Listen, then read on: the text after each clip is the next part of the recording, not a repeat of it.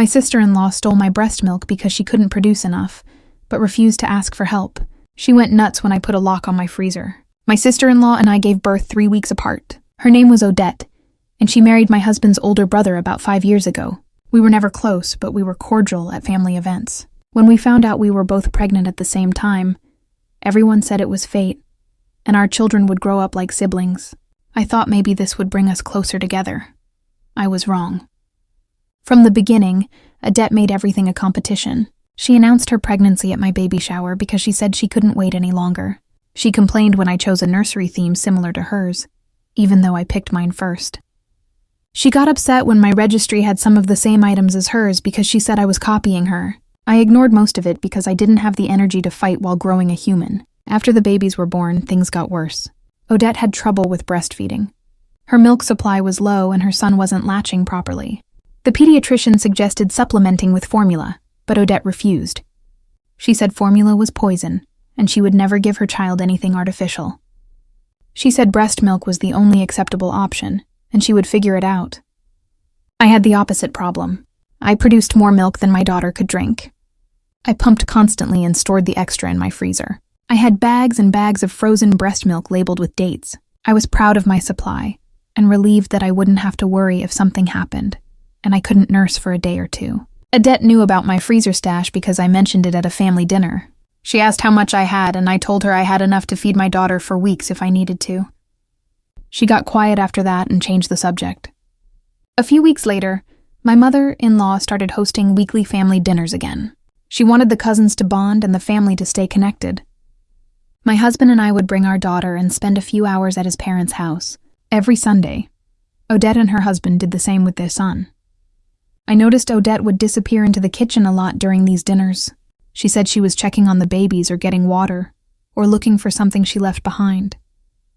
I didn't think much of it. Then I started noticing my freezer stash was shrinking. I counted my bags obsessively, because I wanted to track my supply. Every Monday morning, after Sunday dinner, I would find fewer bags than I remembered. At first, I thought I was miscounting. Then I thought maybe my husband used some without telling me. He said he didn't. I thought maybe I was losing my mind from sleep deprivation. The bags kept disappearing 5 or 6 at a time, always after Sunday dinners. I mentioned it to my husband, and he said I was probably just using more than I realized. I knew I wasn't. I knew exactly how much my daughter ate and how much I pumped, and the math wasn't adding up. Something was wrong. The next Sunday, I stayed home with a headache and sent my husband to dinner without me. I told him to pay attention to Odette and see if she did anything strange.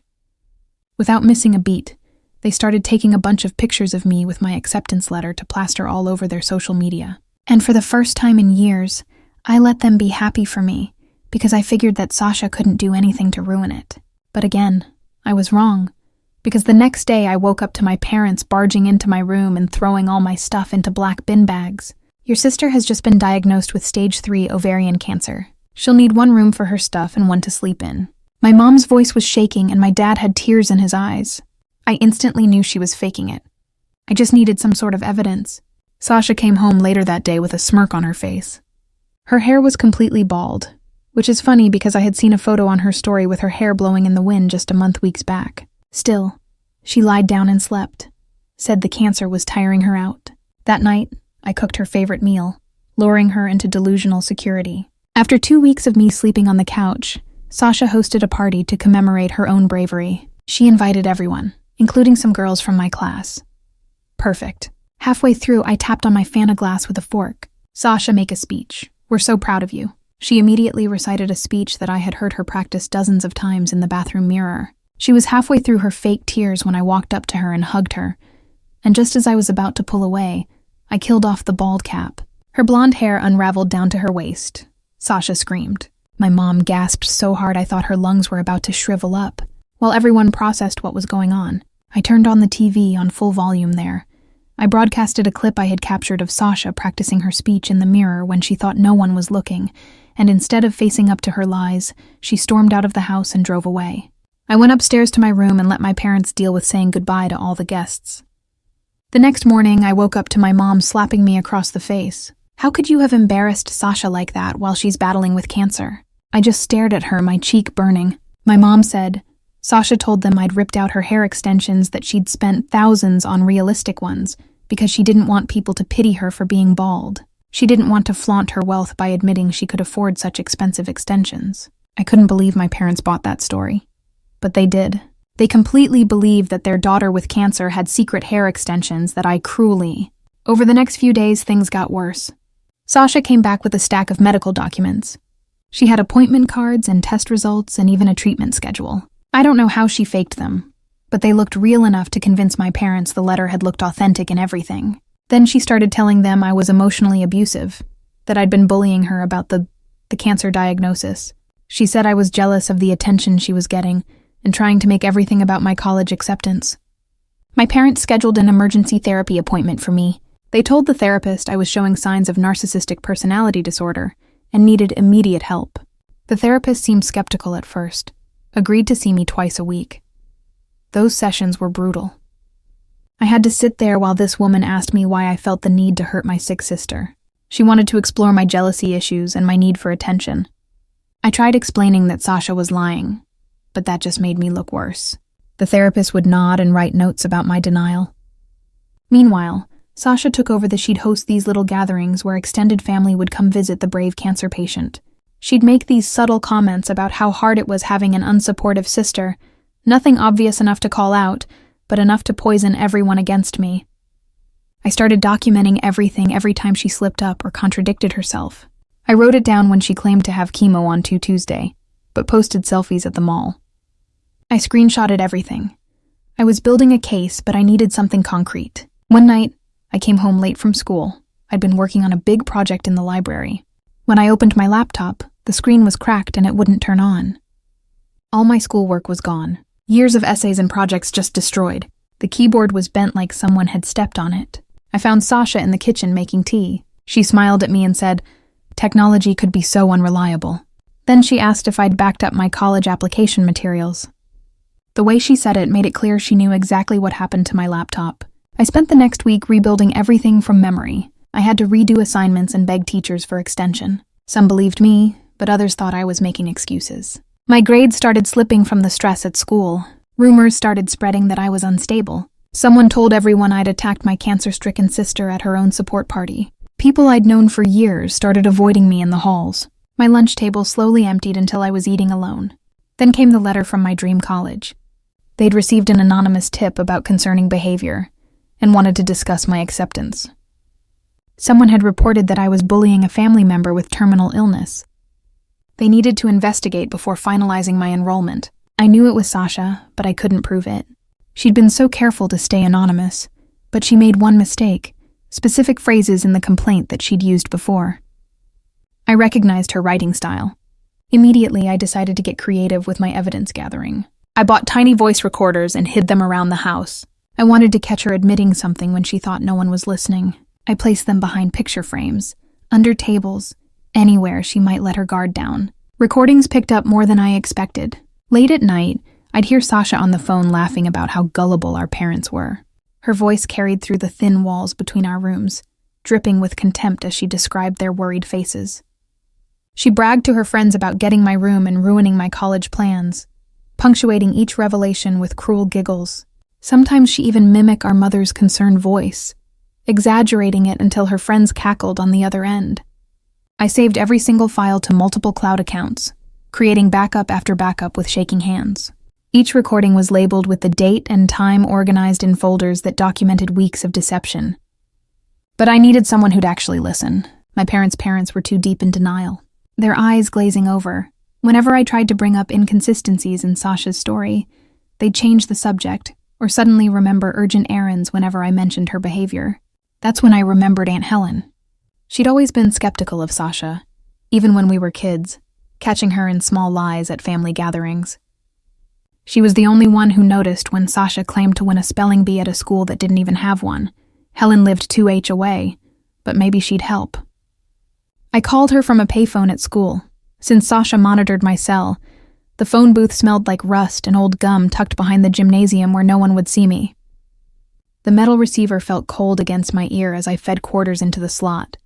My hands, fumbling with the coins, Helen picked up on the third ring. her warm voice instantly making me feel safer. I told her everything as fast as I could, words tumbling over each other like water breaking through a dam. She stayed quiet for a long time, just breathing steadily on the other end, then said she'd suspected something was off when Sasha's cancer story kept changing first. Phoma, then leukemia, then some rare form that kept shifting names. Helen agreed to come visit that weekend. She said she'd pretend it was just to support Sasha, but really, she wanted to see the evidence I'd collected. Her voice had that determined edge I remembered from when she'd helped me with math homework years ago. Finally, someone believed me. I hung up, feeling hopeful for the first time in weeks, the spring in my step, drawing curious looks from passing students. That Friday, I got home to find my recordings were gone. Every single device had vanished from their hiding spots.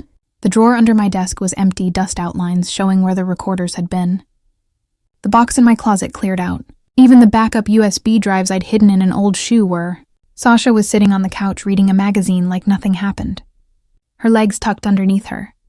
The magazine was one of those celebrity gossip rags, her fingers lazily turning pages. When I asked about them, she said she didn't know what I was talking about, not even glancing up from her reading. Her voice was innocent, practiced, like she'd rehearsed this moment. Still had the cloud backups, but now I was paranoid. That night, I changed all my passwords and set up two-factor authentication on everything. I even created dummy accounts with fake evidence in case she got into those too.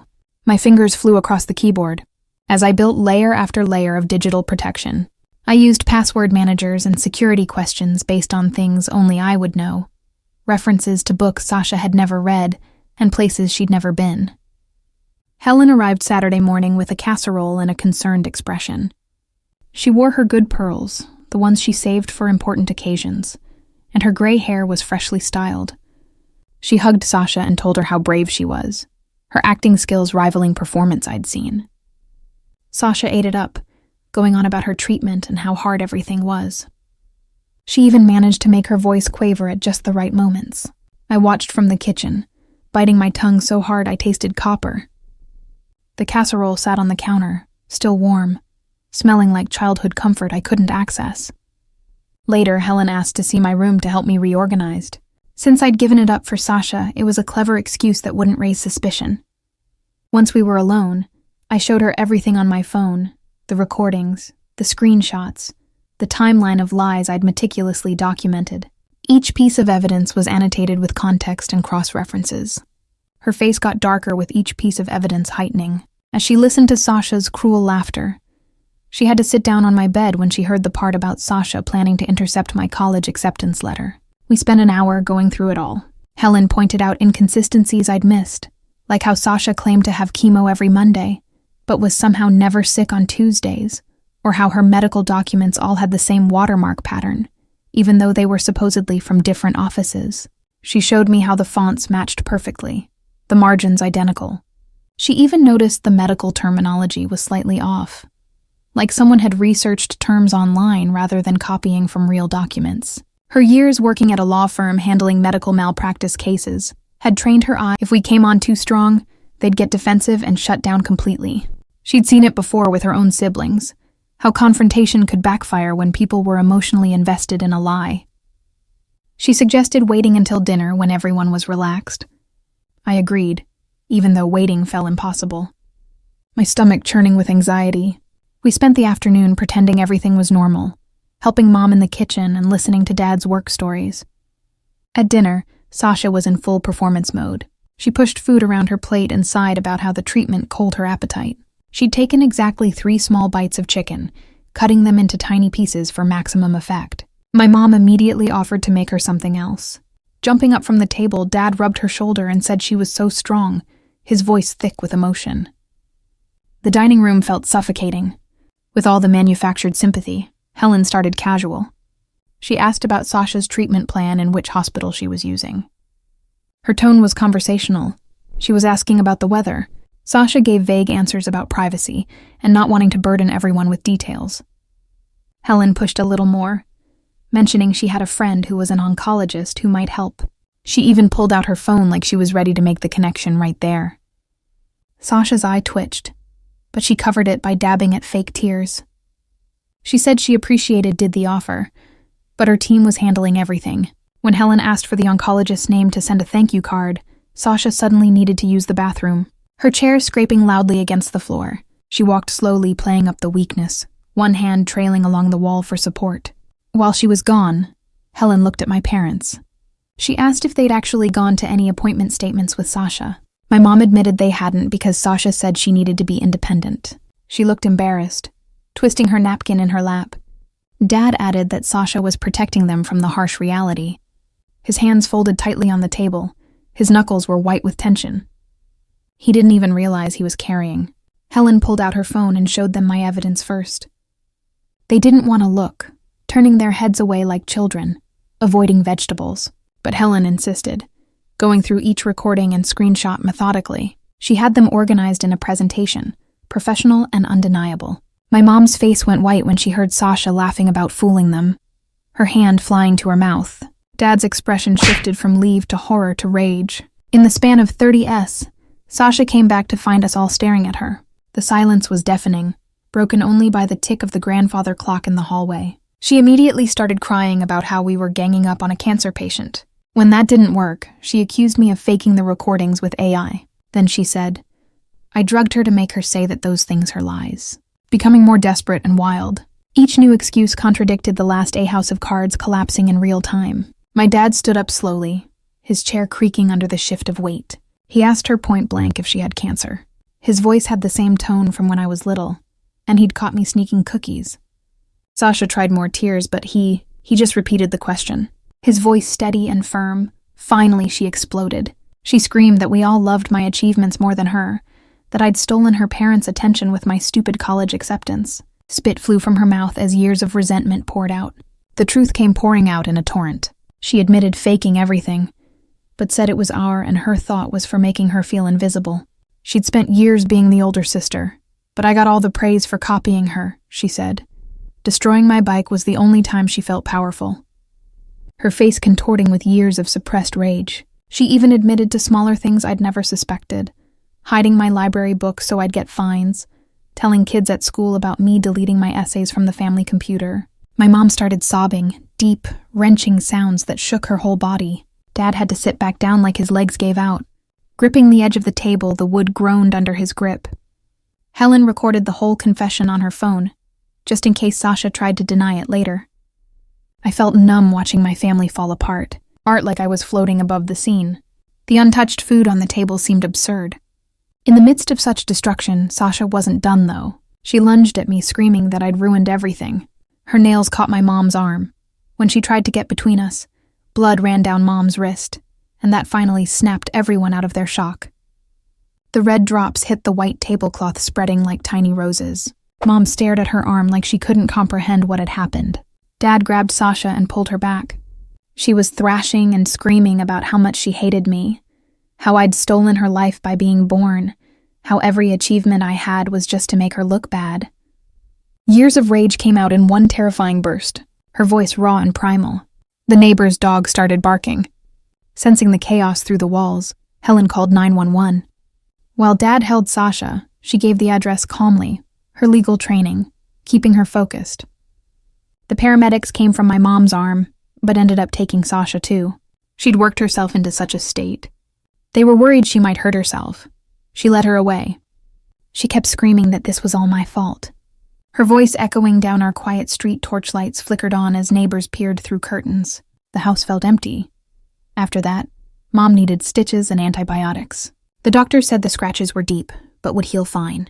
They cleaned and bandaged her arm with gentle efficiency. Dad drove her home in silence, the only sound the hum of the car engine. None of us knew what to say. The hospital bracelet on Mom's wrist caught the streetlights as we pulled into our driveway. That night, my parents sat me down to apologize. They said they'd been so shocked by the cancer story. They never questioned it. They'd wanted to support their sick daughter, and ended up enabling her lies. Mom cried. She talked about slapping me, touching her hand to my cheek gently. The gesture was so different from that day, tender and full of regret. I told them about all the things Sasha had done over the years, not to hurt them, but so they'd understand. This wasn't new. They were horrified to learn about the birthday bike and the award ceremony. They'd had no idea how long this had been going on, each revelation hitting them like a physical blow. Dad kept shaking his head, muttering about signs he'd missed. We agreed Sasha needed professional help, real therapy, not the kind they'd forced on me. Dad called around and found a place that specialized in personality disorders. They had an opening the next week. If Sasha agreed to go, he spent hours on the phone, his notebook, filling with names and numbers, insurance coverage, treatment approaches, success rates. He researched like his life depended on it. Meanwhile, I had to fix my life. The college was still investigating the anonymous complaint. I sent them the recording of Sasha's confession, along with a letter from Helen explaining the situation. I included the therapy notes showing I was the victim, not the bully. Each document felt like a piece of my dignity being restored.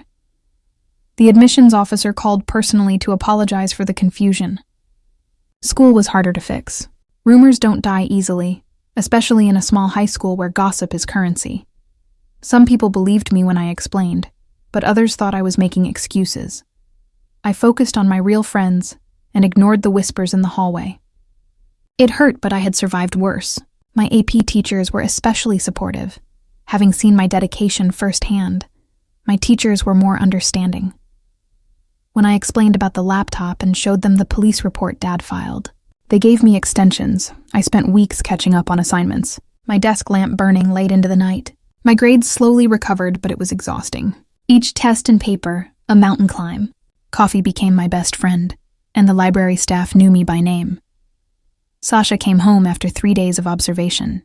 She was required to attend therapy twice a week.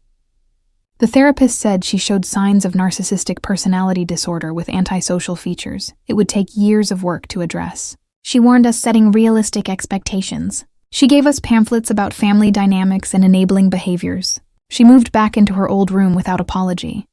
We avoided each other, completely creating invisible barriers in our shared spaces. When we passed in the hall, she'd look through me like I wasn't there. I was fine with that. I'd given up on having a sister years ago. The house felt like it was split in 2 separate worlds, existing under one roof. But she wasn't done trying to hurt me. I caught her in my room one day going through my college paperwork.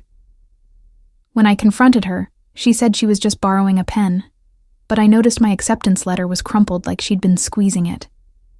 The official seal wrinkled beyond repair. The violation of my space made my skin crawl. I installed a lock on my door that night. My parents didn't object, understanding the necessity without me having to explain.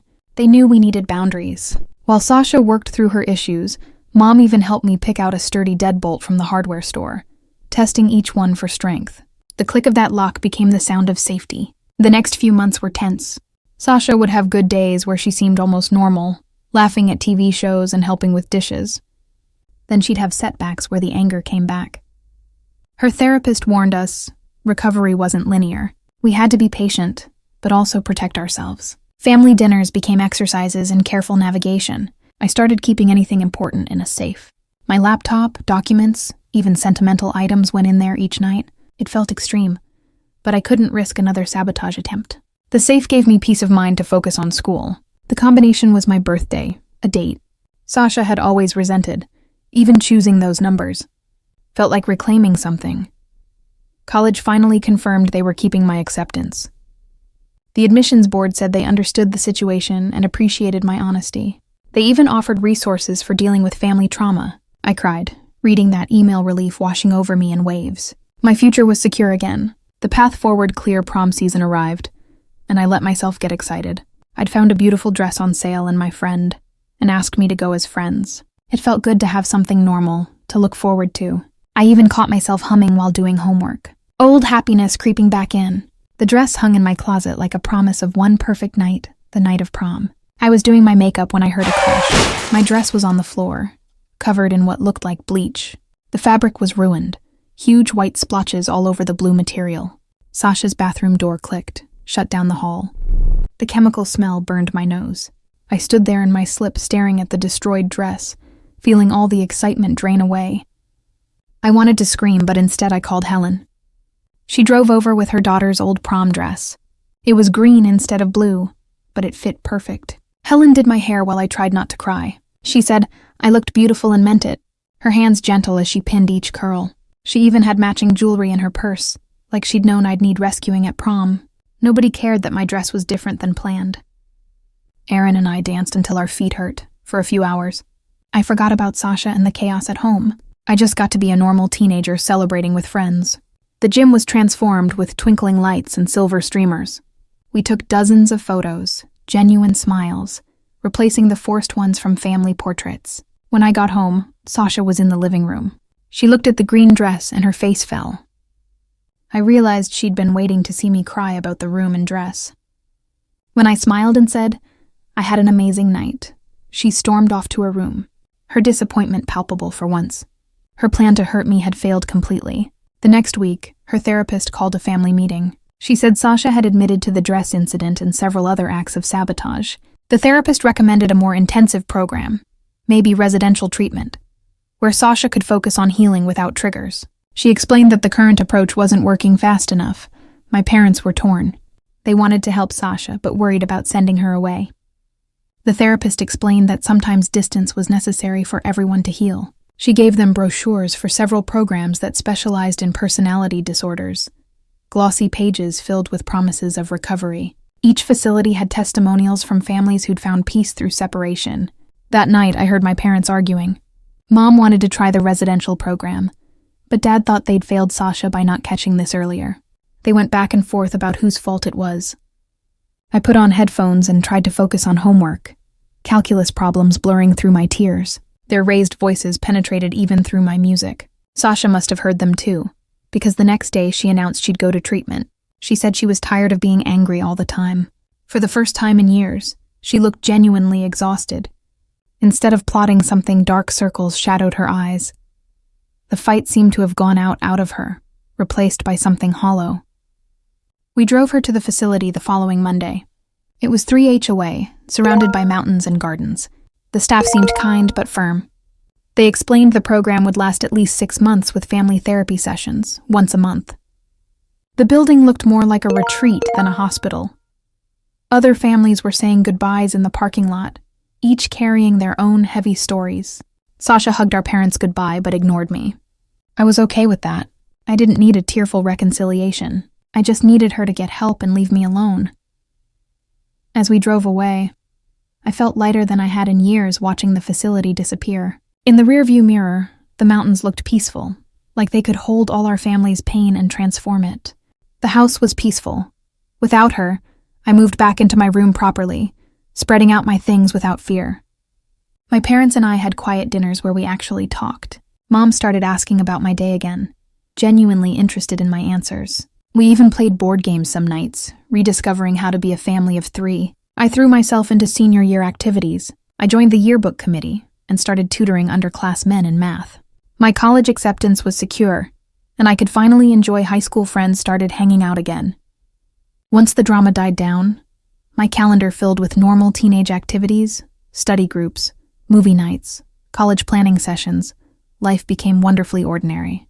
The first family therapy session, Sasha had to acknowledge the harm she'd caused.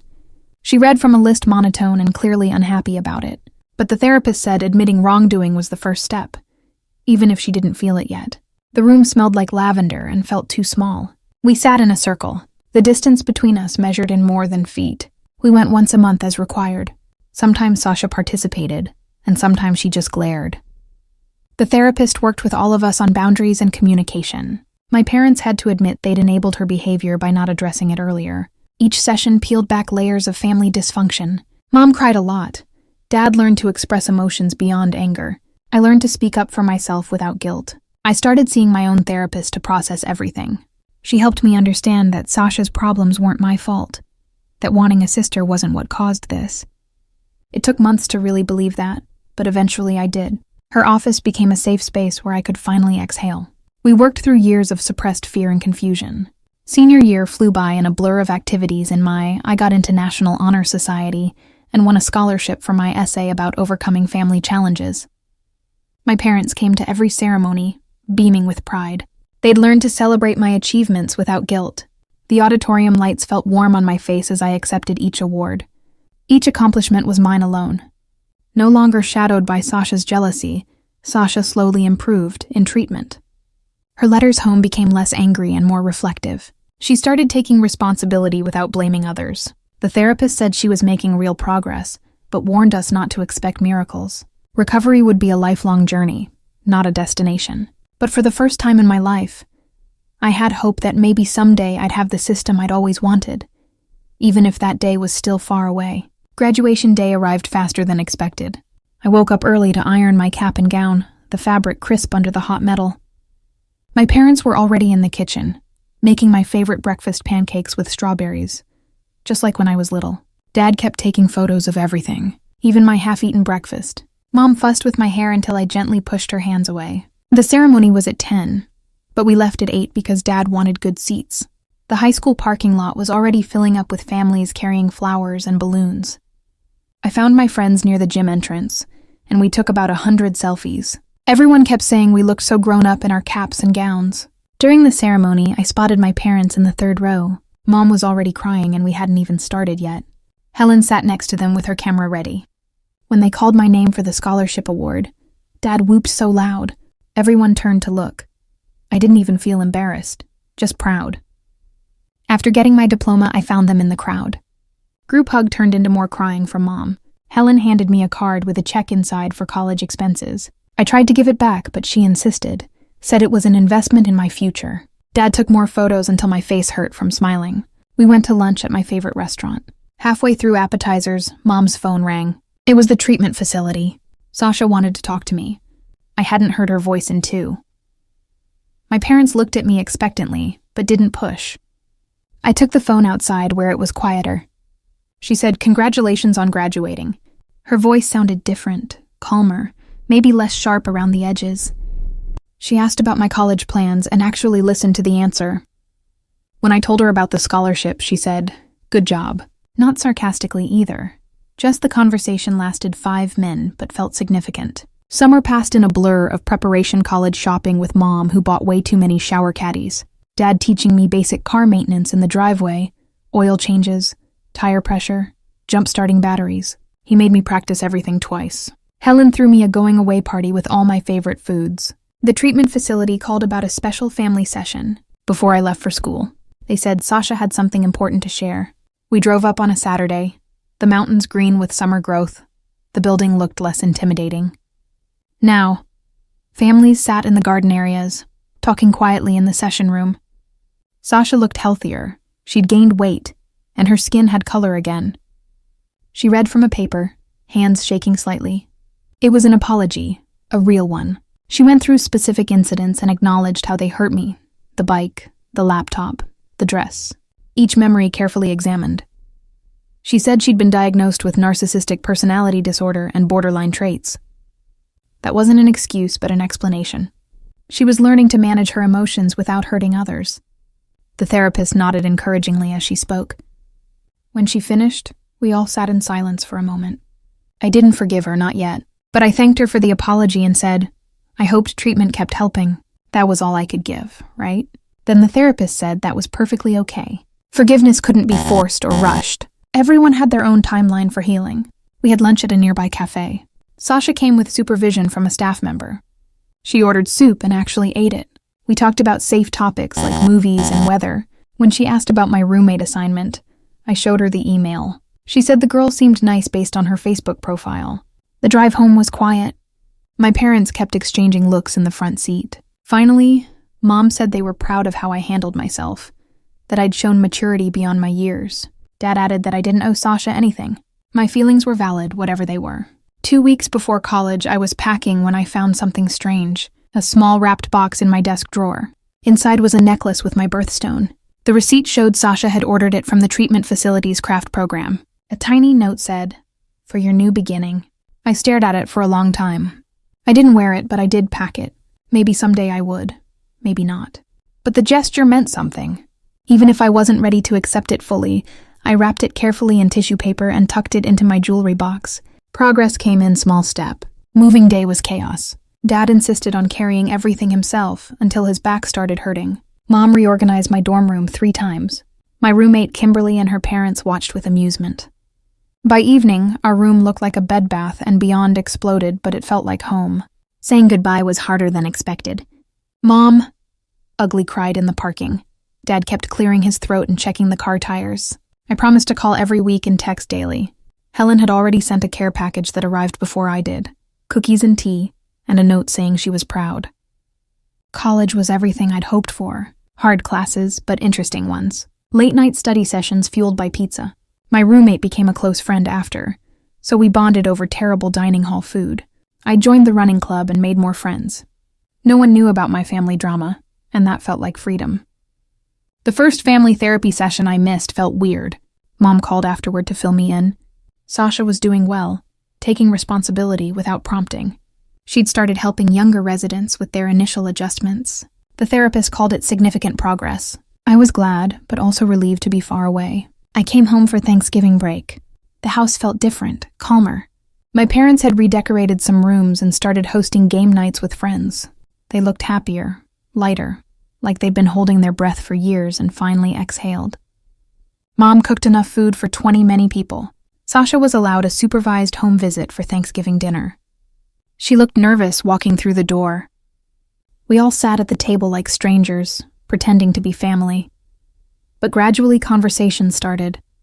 She asked about my classes and seemed genuinely interested in my biology major. No competitive comments or put-downs. After dinner, she helped clear her plates without being asked.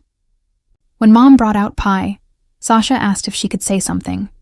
She thanked us for not giving up on her, said she knew she'd put us through hell, that she was committed to being better, even though it was hard work. Dad reached over and squeezed her hand. She went back to treatment that night, but the visit felt like progress. I didn't hug her goodbye, but I did wave from the porch small steps. The therapist had said, healing wasn't linear. There would be good days and bad days, but at least we were moving forward. Winter break brought more changes. Sasha completed the first phase of treatment and moved to a transitional housing program. She got a part-time job at a bookstore, started taking community college classes online. The structure seemed to help her to follow rules and meet expectations. We had another family session where the therapist talked about reintegration. Sasha wouldn't move home right away. Maybe not ever, but she could visit more often, have dinner once a week, attend family events with notice. Everyone needed boundaries to feel safe. The therapist helped us write them down. I went back to college feeling cautious, optimistic. My parents visited for Parents' Weekend and met all my friends. Mom embarrassed me by taking photos of everything, including my messy dorm room. Dad wore my college sweatshirt everywhere. They looked happy, really happy, not forcing it anymore. Spring semester flew by. I made Dean's List and got invited to join the honors program. My parents framed the left. Helen sent congratulations. Flowers. Even Sasha texted saying she was proud. Each achievement felt fully mine. Now no shadow hanging over it, no fear of retaliation. I came home for spring break to find Sasha had visited several times. My parents said dinners were going well. She was taking accountability in therapy and working on emotional regulation. A drugstore manager liked her work ethic. Small victories, but victories nonetheless. Mom kept her voice neutral when sharing updates. We had dinner together that Wednesday. Sasha asked about my summer plans, and I told her about my research internship.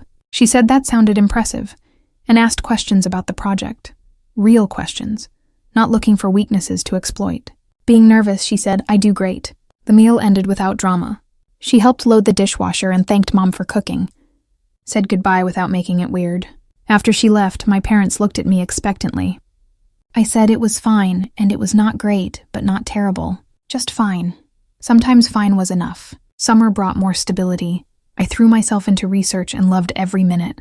My parents visited the lab and tried to understand my project about protein folding. Sasha continued therapy and kept her job. We had family dinners every other week. Conversation got easier with practice. One night, she asked if we could talk privately. We sat on the back porch like we used to as kids. She said she knew she'd stolen years from me, that she couldn't give them back, but wanted to do better going forward. I told her I appreciated that, but trust would take time, maybe forever. She said she understood. Before sophomore year started, we had a final family session. The therapist said Sasha had made remarkable progress, but would need ongoing support. She'd learned to recognize her triggers and manage reactions. The personality disorder would always be there, but she could control how it affected others. Everyone had worked hard to get here. I went back to college feeling settled.